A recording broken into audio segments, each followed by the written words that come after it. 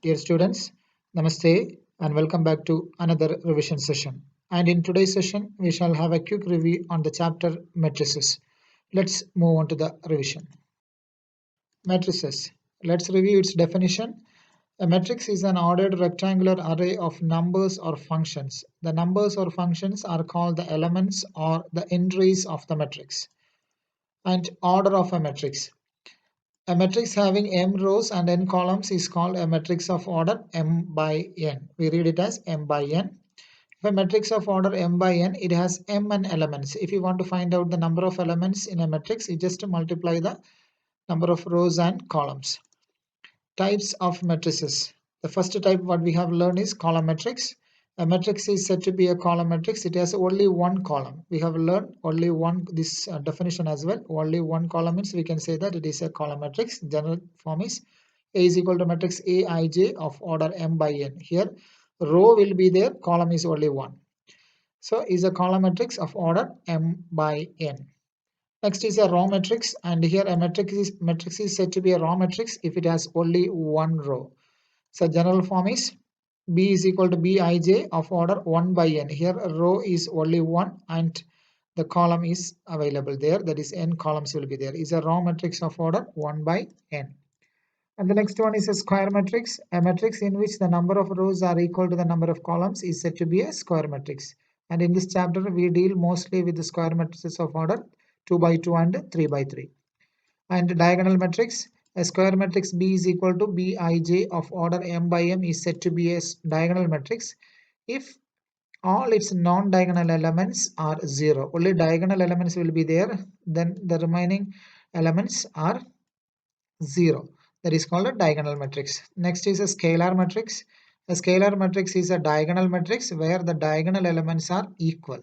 So scalar matrix is a diagonal matrix. Diagonal matrix in the sense other than the diagonal elements, all elements will be 0. And here in scalar matrix, the diagonal elements are equal. Just have an example. This is the scalar matrix. You can see the diagonal elements all are root 3 and the remaining all other elements are 0. Next one is identity matrix, and here an identity matrix is a diagonal matrix where all diagonal elements are 1. So very important term, identity matrix. Example 1 0 0 0 1 0 0 0 1. Next one is a zero matrix, and a matrix is said to be zero matrix or null matrix if all its elements are 0. We denote as zero matrix by the letter O. Next we shall have a quick review on the operations on matrices, and we have learned addition, subtraction and multiplication of matrices. And here addition and subtraction I'm not discussing because it is quite simple.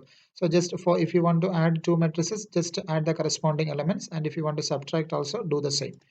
And multiplication of a matrix by a scalar, and here the scalar means a number. Just we are multiplying a matrix with a number. Consider an example. A is equal to matrix 3 2 1 4 and 3a. Just to multiply matrix A with a number 3 in the sense just to multiply 3 inside with all the elements. That is 3 into 3 9, 3 into 2 6, 3 into 1 1, sorry 3 into 1 3, 3 into 4 is 12.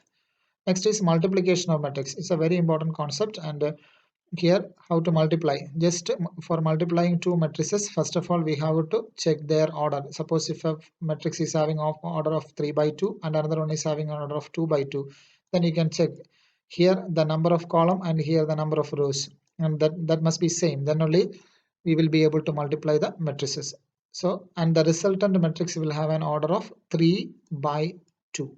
So order of a matrix after multiplication, that is 3 by 2. Next let's have a quick review on how to multiply two matrices, and here two matrices are given to you, and the first matrix is of order how many rows here 1 2 3, 3 rows and 2 columns, that means 3 by 2, and here it is 2 rows and 3 columns. So it is easy to multiply, it's possible to multiply, just to multiply it. First row with the first column, that is 2 into 1 plus 1 into minus 1, again 2 into 0 plus 1 into 2 here, then 2 into 1 plus 1 into 1, that's written here. Similarly we have to multiply the second row with the first column, second row with the second column, second row with the third column, it is written here. And third row with the first column, third row with the second column, and third row with the third column. It's written here. Just to do the simple calculations, and we will get the answer as 1, 2, 3, 1, 4, 5, and minus 2, 2, 0. So if you are not familiar with the matrix multiplication, so you have to learn it. Next, we shall review the properties of multiplication of matrix. Commutativity is not true, means AB not equal to BA. If you change the position of matrices while multiplying, you will not get the same answer. Here, zero matrix on multiplication. If you get AB equal to O, if you multiply two matrices and if you get a zero matrix, it's not necessary that A should be equal to O and B should be equal to O. Even A not equal to O and B not equal to O also, when you multiply two matrices, you will get a zero matrix. Third one is associative law holds true here, that is AB into C is equal to A into BC. Distributive law also holds true here, that is A into B plus C is equal to AB plus AC, A plus B into C is equal to AC plus BC. Multiplicative identity for a square matrix A, AI is equal to IA is equal to A, where I is the identity matrix of the same order as A. Means if you multiply a matrix with an identity matrix, you will get the same matrix. Next one, transpose of a matrix. In transpose of a matrix, rows becomes columns and columns becomes rows. Simply, you have to interchange the rows and columns if you want to find out the transpose of a matrix. Let's have an example. B is equal to 3, 2, 1, 4, 5, 3. If you want to find out the transpose of B, we write as B transpose. First row we have to write as first column. Second row we have to write as second column. Third row we have to write as third column. Next is properties of transpose of a matrix. Is a very important topic, and we may have to use this one for solving some questions as well. A transpose the whole transpose is equal to A. Ka the whole transpose is equal to K into A transpose. A plus B the whole transpose is equal to A transpose plus B transpose. AB the whole transpose is equal to B transpose A transpose.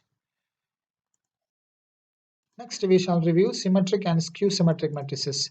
A square matrix A is equal to Aij. Matrix Aij is said to be symmetric if A transpose is equal to A. If A transpose and A are equal, then we can say that they are symmetric matrix.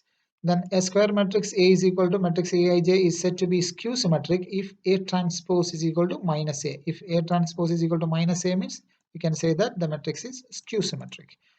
Let's take an example. A is equal to, there is a matrix, and let's take A transpose. Row becomes column. Here minus 2, 6, 2 comes as second column, and third row 4, 2, 3 comes as third column 4, 2, 3.